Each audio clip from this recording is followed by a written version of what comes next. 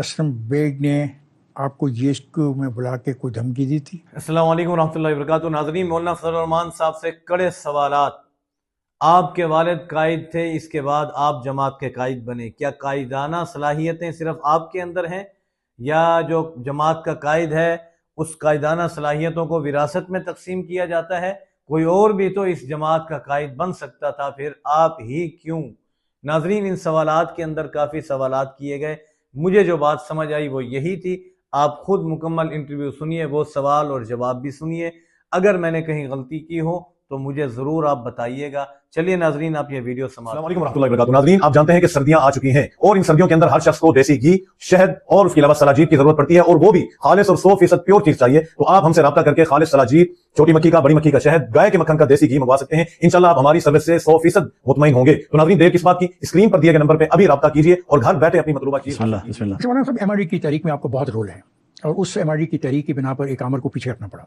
अब सवाल ये पैदा होता है कि उस वक्त के हालात के मुताबिक मुल्क में जमहूरियत लाने में आपको कामयाबी हो गई। आपने वादा किया था कि 73 के आइन को बहाल करवा लेंगे, ऐसा क्यों कर मुमकिन नहीं हुआ?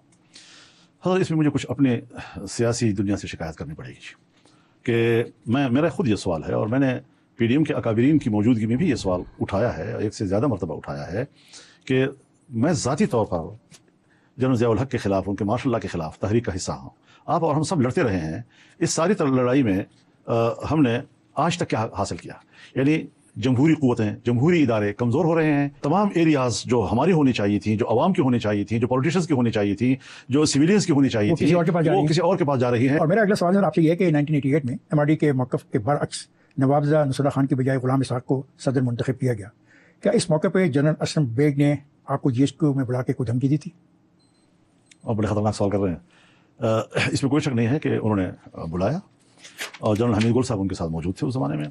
जनरल हमीद गुल साहब के साथ मेरे बहुत अच्छे ताल्लुकात रहे हैं, मेरे इंतहाई काबिल एहतराम रहे हैं। लेकिन जनरल की हैसियत में जब वो बैठे थे, चूँकि नवाबजादा नसरुल्लाह खान साहब के मुजव्विज़ मुअय्यद हम थे, खुद तो तनहा थे, JOI से हमने 2 मेंबरान की तजवीज़ तायीद की उनकी। तो उनका ख्याल ये था कि आप अपनी तजवीज़ तायीद वापस लें, जिस पर मैंने कहा क्यों, ये हमारा हक़ है, इलेक्शन है, इलेक्शन में मुकाबला होता है। तो क्या जवाब था उनके पास? तो उन्होंने इस पर नागवारी का इजहार किया, लेकिन मैंने उनके साथ बहस की और बिल आखिर उनको यहाँ लाने पर मैंने आमादा किया कि अच्छा हम दोबारा मशवरा कर लेते हैं। अच्छा, लेकिन फिर मशवरा ये हुआ कि नहीं, तो मैंने कहा जी हम भी नहीं वापस ले सकते, अब हम मुकाबला। क्या आप मौरूसियत के हामी हैं? क्योंकि आप कहते हैं अगर कोई शख्स मुझे मुफ्ती महमूद के बेटे से हटकर इसके नज़रियात के सही जानशीन के तौर पर अपनाता है और मुझ पर इतमाद करता है तो इसमें क्या कबात है? क्या आप इसी फलसफे को दूसरी सियासी पार्टियों के लिए भी इस्तेमाल करेंगे? मैं लफ्ज़ मौरूसियत को यूरोप की इस्तिलाह समझता हूँ, यूरोप की सियासत समझता हूँ। इसकी जगह मुतबादिल लफ्ज़ क्या इस्तेमाल करेंगे? मैं अर्ज़ कर लेना चाहता हूँ कि अगर कोई वारिस अपने मौरूस के नक्श कदम पे चलता है, उनके नज़रियात और उनके एतक़ादात और उनके नस्बुलैन को अमानत समझता है, तो दुनिया में सबसे बड़ा मनसब अगर है दुनिया में वो नबूवत का है। क्या नबूवत में बाप के बाद बेटा और बेटे के बाद पोता और पड़पोता अंबिया नहीं बने हैं? अल्लाह रब्बुल इज़्ज़त ने सिर्फ वरासत की बुनियाद पर हक़ नबूवत किसी ख़ानदान से छीना है?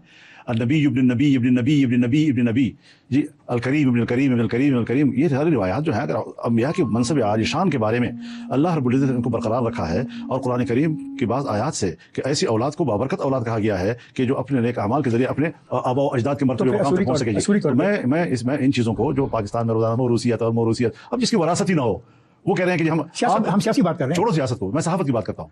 आप जिस मकाम पर हैं, आपके दूसरे कोलीग्स जिस मकाम पर हैं, आपके बुजुर्ग जो दुनिया से गुजर चुके हैं, अगर आज उनकी औलाद सहाफ़त में वो मकाम हासिल करती है, उनकी जगह लेती है, आपको आपके लिए बायस फ़ख्र है।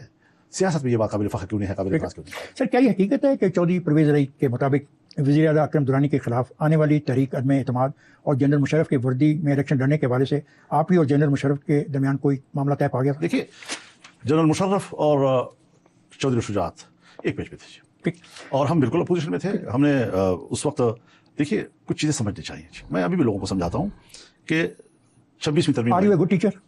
नहीं, my question is, are you good teacher? मैं एक अदना तालिब इल्म हूँ, उस्ताद तो बहुत बड़ी चीज़ है। मैं 26वीं तरमीम और वो जो उस ज़माने में 17वीं तरमीम हुई थी, उसका यही फ़र्क बताता हूँ कि उस वक्त तो जनरल मुशर्रफ साहब ने अदालत के एक इजाज़त की बुनियाद पर LFO को आइन का हिस्सा बना लिया था।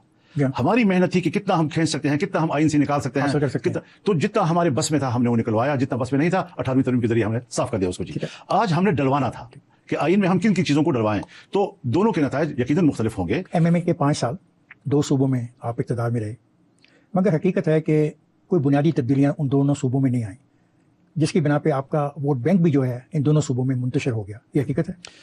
देखिए, हमारे मुल्क में जिस तरह हम सियासी तौर पर सोचते हैं कि अवाम फैसला करते हैं, अवाम के फैसलों के साथ क्या खिलवाड़ होता है वो अब किसी से ढकी छुपी बात नहीं रही है जी।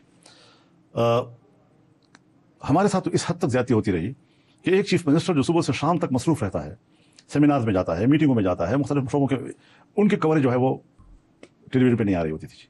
गवर्नर साहब जैसे गवर्नर हाउस में बैठता है, वहाँ से हमने अंदाज़ा लगा लिया था कि इनके इरादे अब हमारे लिए कुछ और हैं।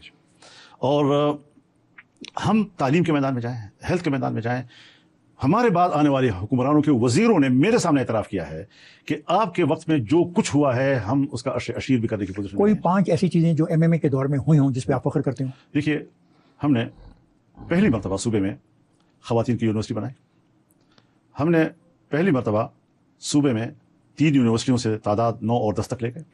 हमने पहली मरतबा मुफ्त तालीम का रिवाज डाला और पहले बजट में हमने प्राइमरी स्कूल तक किताबें सरकारी स्कूलों में रजिस्टर्ड तलबा को दी। हमने अगले साल मिडिल तक, फिर उससे अगले साल हमने मैट्रिक तक, और हमारे मंशूर में मैट्रिक तक मुफ्त तालीम का जिक्र है। लेकिन हमने अगले साल बजट हमें मिला तो हमने FFC तक भी किताबें मुफ्त फराहम। लेकिन मतलब फिर क्या हुआ कि आपकी जगह दूसरी पार्टियों ने ले ली? और मैं कर रहा हूँ जी, हज़रत दूसरी पार्टियों का लेना न लेना ये अवाम का काम ही नहीं है। अवाम वोट डालते हैं, आपकी ताईद में डालते हैं, फिर कोशिश करते हैं कि मीडिया के जरिए लोगों को बेखबर रखें। उस वक्त तो सोशल मीडिया भी नहीं था और जो मीडिया था वो उनके कंट्रोल में होता था।